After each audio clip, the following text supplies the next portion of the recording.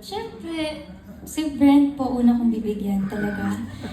Bukod sa siya po yung duo ko, isa din po siya sa mga unang nakabasa ng librong to.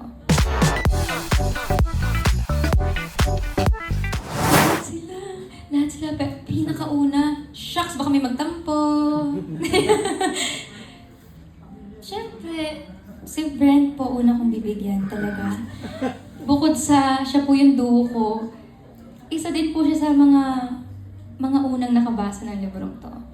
Hindi ko pa po siya nilalabas na basa niya na pinapakita ko po sa kanya yung illustration po. Lagi ko sinasabi, tingnan mo, cute ba? Aesthetic ba? Ito yung illustration, ganyan-ganyan. Sabi ko, di ba masyadong yung kwento? Lagi ko, so siya po yung siguro una ko ding... Anong comment niya? Sabi niya, alam niyo naman po yan, sabi niya, bro, ang ganda! Aesthetic! Pero sobrang supportive po niya sa libro na to.